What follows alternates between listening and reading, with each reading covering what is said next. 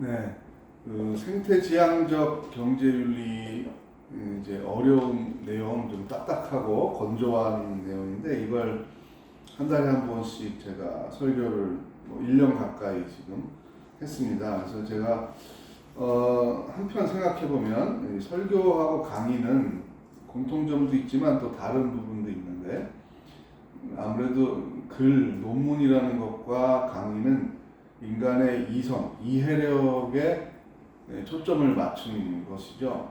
그런데 설교는 제임스 스미스가 얘기했듯이 종교의 중요한 내용들이 이성으로만 습득이 되는 건 아니다. 오히려 마음과 감성이 중요하다는 걸 했듯이 강조했듯이 저 역시 정서적인 부분을 많이 못 다뤘다. 그러니까 좋으신 하나님을 성도들이 우리가 함께 느끼는 것도 중요한 거죠. 이해하는 것도 중요한데 현실의 문제를 어떻게 해결해 나가야 되느냐는 이성을 많이 사용해야 되겠죠. 그러나 큰 통찰 또 마음의 도전 이런 부분들은 이성만 가지고 되는 것은 아닙니다. 그래서 오늘 저는 좀 예전에도 제가 묵상하다가 한창 뭐 그린 운동이라는 것은 최근에 기후위기뿐만 아니라 수십 년 전에서부터 웰빙, 그린 하면서 많은 그 녹색이 건강한 것을, 초록이 건강을 상징하는 것으로 그렇게 사용되어 온 심벌입니다. 그래서 성경을 보다 보니까 하나님은 선하시고 생육하고 번성한 인간뿐 아니라 모든 생명들이 이 지구상에서 많아지고 삶을 누리고 생명의 기쁨을 누리도록 만드셨는데 그런 부분들, 그린, 녹색에 대한 게 뭐가 있을까 최근에 다시 이제 그렇게 고민하면서 본문을 찾다 보니까 지금 오늘 읽은 이 두 본문이 생각났어요. 이제 처음에 이 시편 104편으로 제가 설교했을 때는 하나님은 우리를 기쁘시게 하는 분이다라는 제목으로 설교를 했었어요. 그러니까 웨스트민스터 신앙 고백, 장로교 신앙 고백의 교리문답의 1번이 인간의 목적, 인간이 존재하는 이유는 무엇인가라고 질문하는데 그 답은 하나님께 영광을 돌리고자 합니다. 이렇게 돼 있어요. 이걸 신학교 때 이제 배우면서 좀 반감이 좀 생겼었어요. 의문과 함께. 그러면 우리는 태어난 목적이 하나님을 기쁘게 하려고 태어난 거, 우리는 별로 안 좋아도 그냥 하나님만 좋으면 되는 건가? 그런 이제 의문, 신학적인 의문을 가지고 쭉 살아온 거죠. 그런데 그 고민을 천재적인 신학자인 조나단 에드워즈, 미국의 최고의 신학자로 꼽히는 그분이 평생 연구한 테마라고 제가 전에도 한번 강조를 했습니다. 인간을 왜 하나님이 만드셨을까? 인간을 그 질문과 같이 이것은 연결이 되어 있는 것입니다. 근데 그것은 인간이 가장 행복할 수 있는 피조물로서 원래부터 신이 아닌 존재로서 가장 극치의 행복감을 느낄 수 있는 존재를 하나님은 만들고 싶었고 그 존재를 만들어서 그 존재가 하나님을 인식하고 예배하고 영광을 돌릴 때 하나님도 가장 행복하고 그 인간도 가장 행복한 것이다. 그 설정, 그 계획, 그 디자인 때문에 하나님은 천지 창조를 한 것이고 그게 하나님께 영광을 돌리는 거다. 그게 조나단 에드워즈가 발견하고 설명한 이야기입니다. 저는 그게 수십 년이 지난 이야기지만 지금까지 제 신학의 아주 중심이 되고 있는 거죠. 자, 그걸 다시 이렇게 풀어볼 수 있겠습니까? 우리가 결혼을 하고 왜 아기를 낳는가? 나는 왜 결혼을 했고 나는 왜 아기를 낳는가? 내가 외로우니까 혼자 사는 건 심심하니까 노후에 내가 병들었을 때 돈이 없을 때 잘 길러서 얘네들이 나를 경제적으로도 도와주고 아플 때 병원도 데려가주고 외로울 때 손자 손녀들 통해서 또 위로도 해주고 이런 목적들도 다 있겠죠. 특히 우리는 더 연약하니까 하나님보다는. 그러나 가장 건강했을 때 결혼을 했을 때 가장 건강한 마음은 나도 행복하지만 이 태어난 아기들이 행복하기를 바라는 마음으로 임신을 하는 거죠. 이걸 길러가지고 잘 이용해야 되겠다 이런 마음으로 임신을 하는 부모들은 저는 거의 없을 거라는 생각을 합니다. 그건 왜냐하면 하나님께 그 그 마음을 우리가 부여받아서 생명을 만드는 것. 그러니까 이것은요, 이런 정확한 언어의 인식은 사람에게 있는 거지만 모든 생명들에게 이것이 씨앗으로 심겨져 있는 거예요. 그 우영우 그 변호사 드라마를 최근에 다시 보고 있는데 거기 보니까 고래 사냥이 매우 잔혹한 것이다. 이 포경을 이제 합법적으로 하는 거의 유일한 나라가 일본이잖아요. 그래서 일본이 포경을 하는데 고래들 세계에 있는 고래의 대부분 70~80%를 죽이는 나라가 일본인데 그 큰 고래들을 잡을 때 먼저 하는 게 작은 새끼들을 잡아서 공격을 해서 피를 흘리게 하면 그걸 보호하기 위해서 도망가지 않고 어미 고래들이 그 주위에 남아 있다가 이 포경선의 그 대포, 화살 같은 대포에 맞아서 죽는다는 얘기예요. 그걸 이제 우영우가 박은빈이 막 연기를 하면서 인간이 너무 못됐다고 얘기를 하는 거죠. 근데 그만큼 생명들은 사람뿐만 아니라 다른 생명도 자기 새끼를 보존하고 이 새끼가 살아서 자라면 좋겠다. 이걸 언어로 표현은 못하지만 마음에 다 그런 본능과 그 마음이 살아 있다라는 것을 우리는 알 수 있습니다. 그러니까 하나님 우리가 선하다고 말하면 선하다는 게 뭡니까? 착하다라는 게. 그러니까 이기적인 말에 반대로 많이 쓰잖아요. 자기만을 위해서 하는 게 아니라 다른 사람을 도와준다. 다른 사람을 위해서 시간을 낸다. 다른 사람을 위해서 봉사한다. 다른 사람을 위해서 다른 사람이 하기 싫은 일을 한다. 가난한 사람들을 도와준다. 우리가 착하다고 말을 하죠. 쓰러진 친구를 일으켜주고 다른 친구가 놀리는데 나는 그 친구의 친구가 돼준다고 아주 보기 드문 착한 애네 이런 말을 합니다. 근데 이 착함이 어디서부터 왔는가? 칸트의 주제잖아요. 칸트의 고민인데 이것이 하나님으로부터 신의 개념을 요청하지 않고서는 옳다라는 것, 선과 의라는 것을 인간이 설정할 수 없다는 거예요. 또 하나의 천재 중에 천재인 칸트가 평생을 연구해서 고민한 게 그 문제죠. 그래서 인간이 신이 존재하는지 안 하는지를 논증해서 답을 구할 수는 없지만 적어도 도덕과 윤리에서 신의 개념은 있어야 한다. 그래서 그 신 개념은 최소한 우리는 요청할 수 있어야 된다는 애매한 말. 신학자가 아니니까 믿어야 된다 이 말을 하지 않는 거죠. 근데 그게 믿어야 한다는 말과 같은 말이죠.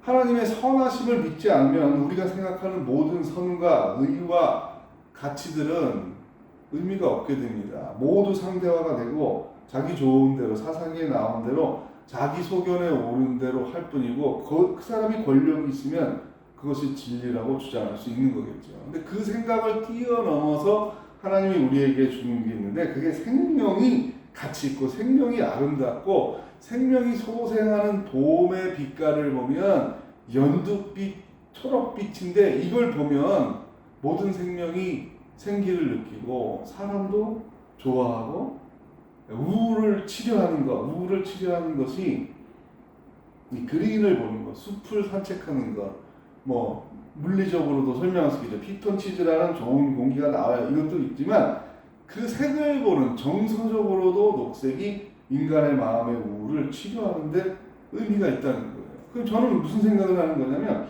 하나님이 선하시고 우리를 사랑해요. 그래서 주고 싶어요. 좋은 걸 주고 싶어요. 그래서 햇빛도 주고 물도 주고 공기도 주고 수많은 자연과 먹거리들을 줬어요. 이것이 공존하기 위해서는 시편 104편 제가 한 절을 읽었지만 전체가 생태지향적이에요. 이 본문 참으로 놀라워요. 들의 짐승들과 자연들이 생존하는 것을 하나님이 기뻐하고 그 원리를 놓았다라는 것을 시인이 감동하면서 성령에 의해서 감동하면서 104편을 쓴 거예요. 그러면서 웨스트민스터 신앙고백 조리문답 1번에 대한 해설을 하고 있는 거라고 저는 생각해요. 자, 인간의 목적은 하나님께 영광 돌리는 거다. 그러면 제가 수많은 오해를 한다고 그랬죠. 하나님만 좋고 우리는 그냥 노예처럼 살기 위해 태어난 건가? 노예가 주인을 기쁘게 하는 것처럼 그런 개념이 아니라는 거죠. 에드워즈가 힌트를 줬잖아요.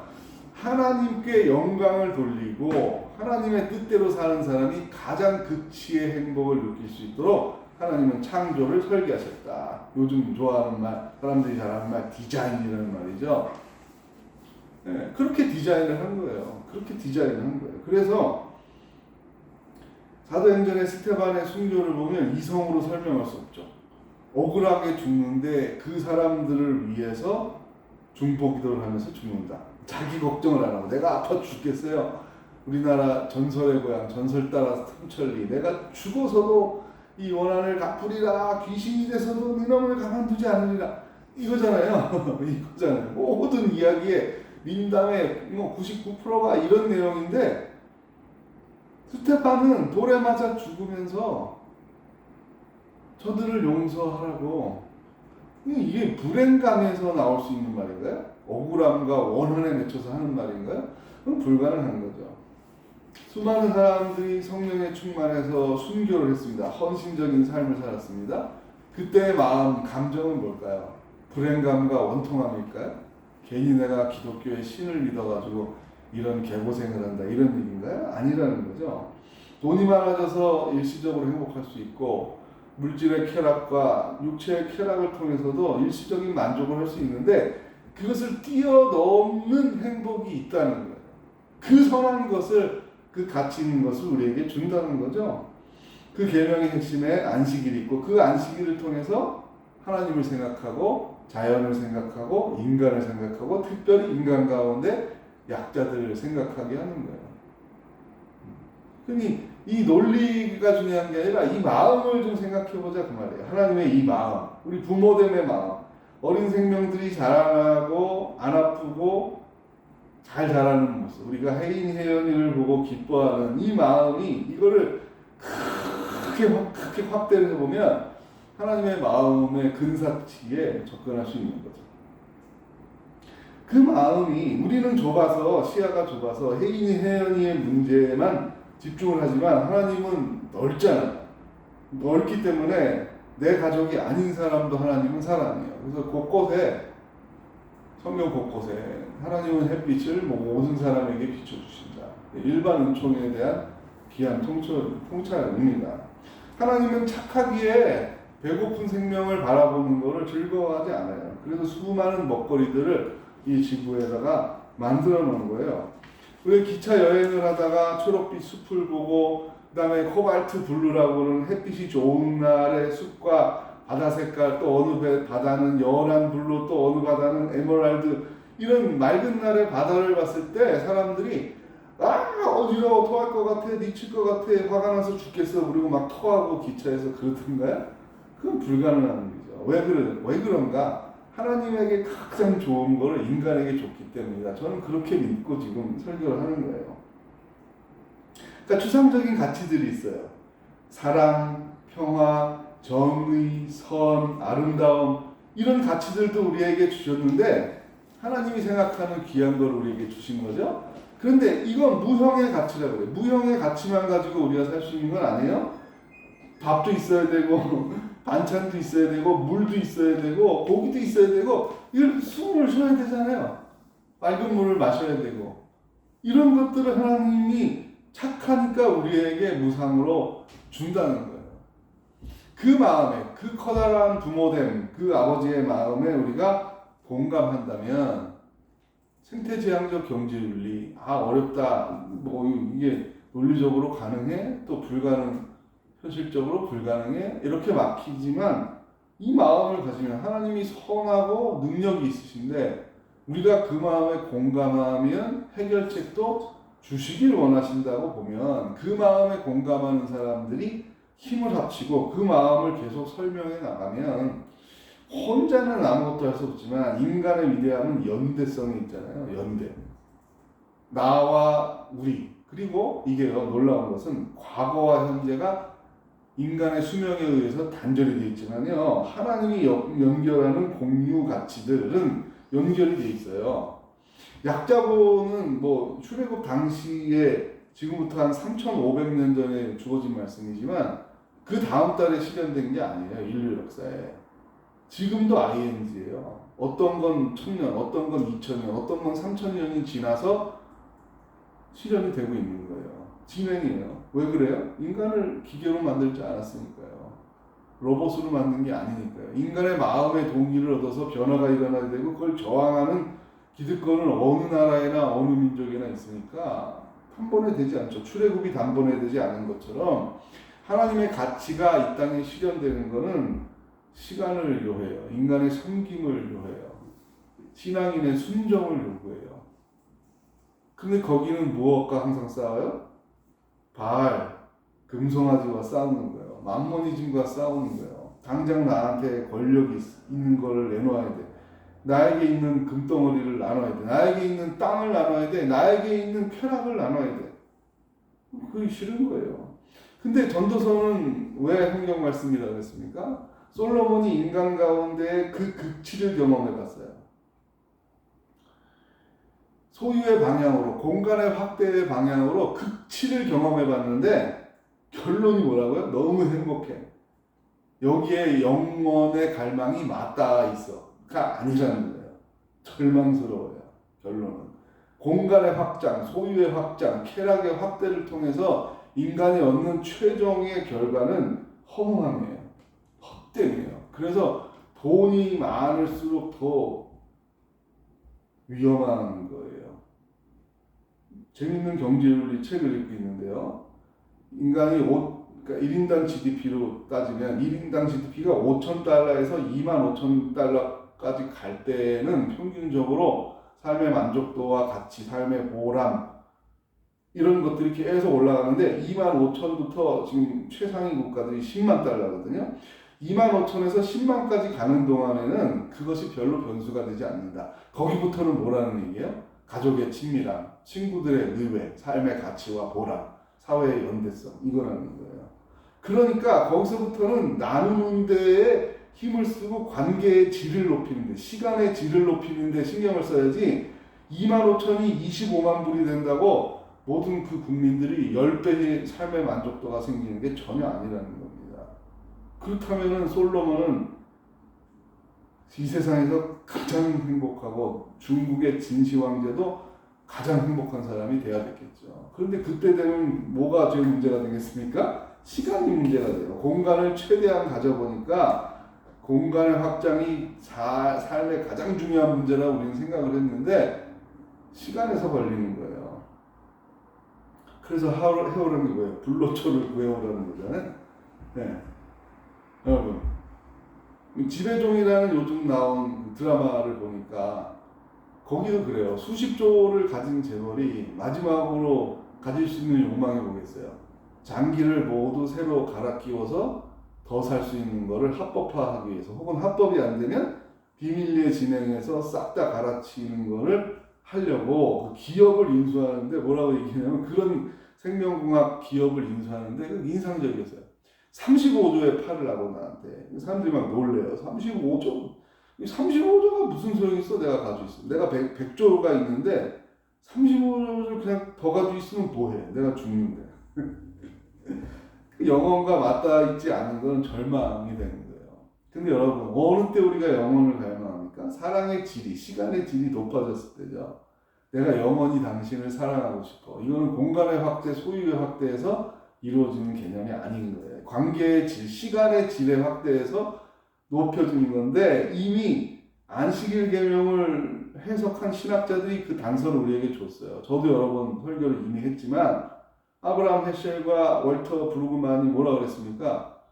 안식일은 시간의 질을 높여서 영혼과 맞닿게 하는 것이다. 안식일을 묵상한다는 것은 하나님과의 관계 속에서 이웃과 피조물을 다시 보는 거고 그래서 영혼을 갈망하게 됩니다. 기가 막힌 겁니다. 기가 막힌 거예요. 네. 성경을 수백 번 읽으면 뭐합니까? 이 핵심을 놓치면 소용이 없는 겁니다. 그 많은 수천 권의 책을 읽으면 뭐합니까?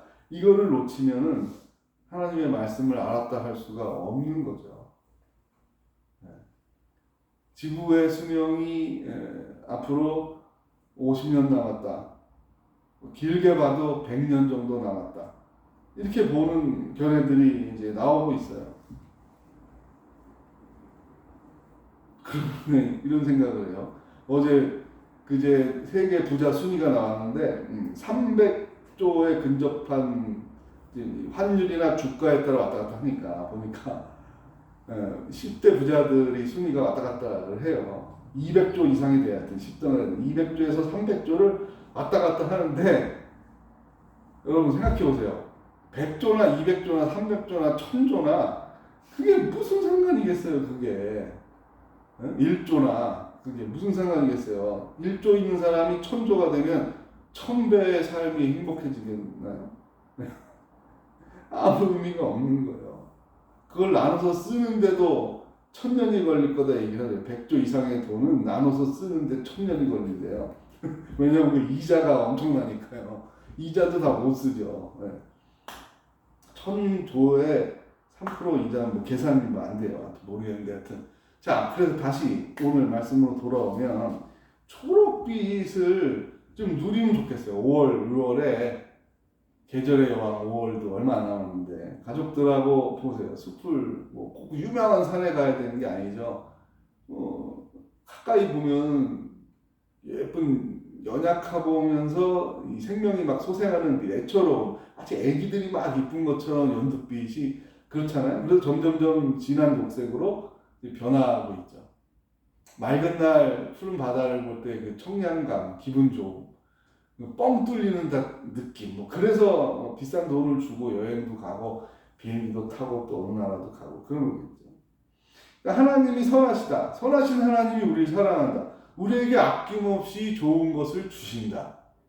그래서 저는 하나님은 초록색을 좋아하신다라는 설교 제목을 상당히 왜 이렇게 설교 제목이 왜 그래? 저거 이단 아니야? 이렇게도 생각할 수 있는 설교 제목을 놓고 지금 하는 이유가 이 연속성상이 있어요. 이건 굉장히 중요한 묵상이라고 보는 게 지구를 살리고 미래의 생명을 살리고 인간을 살릴 수 있는 굉장히 중요한 심볼. 하나님이 초록색을 좋아하신다. 하나님이 연두빛을 좋아하신다. 잿더미가 되어가는 지구를 그렇게 하나님을 믿는, 하나님을 찬양하고 하나님을 예배하는 사람들이 만들어가길 원하신다. 그것이 생태제한적 경제윤리를 한편으로 설교를 하면 어떻게 하는가. 그걸 최근 한 달에 제가 묵상하면서 이전에 했던 설교를 리비전, 개정하면서 다시 이 말씀을 보게 됐어요. 준비하면서도 마음이 흐뭇하더라고요. 내게 있는 좋은 것을 우리 손녀들에게 주고자 하는 마음인 것처럼 능력이 없어서 다 못 주는 거지. 있는 만큼 또 주고 싶겠죠. 그런데 하나님은 능력도 있고 마음도 있어. 그러니까 우리가 바른 삶을 살면, 우리가 바른 가치와 바른 태도와 바른 노력을 하면 하나님이 선하신 것을 쏟아 부어주신다. 이미 부어주신 거죠. 이미 부어주신 것을 잘 누리고 나누고 그렇게 회복해 하는 거겠죠. 그거예요. 이 말을 뭐 수백 건의 책으로 논문으로 해도 잘 해결이 안 되고 있는 건데 이 마음이 전달되게 하면 좋겠다는 소망을 갖게 되었습니다. 설교를 마치겠습니다. 초록빛, 연두빛과 가까이 이거는 이제 피지컬한 부분뿐만 아니라 사이컬러지컬, 그러니까 심리적이면서 정서적이면서 육체적인. 그 다음에 실은 더 이 얘기를 하려는데 이건 신학적이라는 거예요. 영적이라는 거예요. 웰빙 그러면 우리는 몸의 노화를 늦춰서 항산화 식품을 먹고 운동을 해서 안티에이징, 60대인데 40처럼 보여. 그게 중요한 게 아니죠. 결국은 어떻게 되겠어요? 80이 50으로 보이는들 그게 영원히 살겠어요? 그건 아니에요. 결론은 뭐예요? 우리가 기독교 신앙을 갖는 목적은 영원의 차원을 어떻게 갈망하고 영생이 뭐지? 구원 얻는다 그러는데 그게 진짜 뭐지? 믿음으로 구원 얻는다는 그 말, 아주 기본적인 신앙의 첫 단계의 걸음을 제대로 지금 놓고 있는 건가? 그거죠. 그거예요. 목회자들에게도 신학자들에게도 두려운 질문이에요. 왜냐하면 원래 기본이 제일 어려운 거예요. 기본을 놓치고 막 모든 걸 쌓아놓으면 언제 무너질지 모르는 거죠. 자기가 안다고 생각할 수 있는데 착각인 거고요. 다른 탐욕이 들어오면 그게 갉아먹어서 토대가 없어지고 있는 거를 모르고 있는 거죠. 높이만 쌓으면 되는 줄 알고. 그게 우리의 연약하고 미련한 삶이고 성경의 지혜 문서라는 건 그거를 돌보게 해주는 거예요. 하나님 우리에게 좋은 것을 주시고자 하고 주셨고 앞으로도 주실 거예요. 그것을 근데 독점하는 게 아니에요. 누려야 돼요. 누린다는 건 뭐예요? 나누는 거예요. 우리가 생각해보세요. 혼자 10만 원짜리를 시켜서 혼자 남이 뺏어 먹을까봐 울타리를 치고 누가 같이 먹자 그러면 들어오면 총으로 쏜다. 이런 무장을 해놓고 혼자 먹으면 행복할까요? 아니면 5천 원짜리, 만 원짜리를 우리 동네 제가 좋아하는 식당 7천 원짜리 비빔밥 이걸 먹어도 같이 즐거워하는 사람 만나서 편하게 볼 수 있고 친밀하고 또 만나고 싶은 사람들과 밥을 먹으면 그게 행복한 거죠. 우리 자꾸 착각을 하는 게 이 밥의 한 끼당 식사가 행복을 좌우한다라고 거짓 선전을 하는 거예요. 그게 만모니즘이에요. 거기에 행복이 있다고 자꾸 거짓말을 하는 거예요. 사탄은 설득력 있는 말로 거짓말을 합니다. 터무니없는 말로 거짓말하지 않아요. 그럼 안 넘어가겠죠. 넘어가기 쉬운 말로 얘기합니다. 항상 부분적인 걸 가지고 과장하고 극단화하게 합니다. 속으면 안 돼. 수없이 우리를 속이고 있어요. 수많은 CF들은 너희가 이 물건을 구해하면 행복해질 거라고 말을 하는 거죠. 그런 시대에 우리는 살고 있어요. 근데 아니에요. 계속 우리는 생각해야 되는 게 존재예요. 시간이에요. 그리고 하나님과의 관계, 가족과의 관계, 친구와의 관계, 자녀와의 관계죠. 그리고 나아가서 하나 더 요청하는 거예요. 자연과의 관계. 자연은 인간 때문에 어떻게 살고 있는가 좀 관심 있게 보라는 거죠. 기도하겠습니다. 하나님 아버지, 우리에게 생명을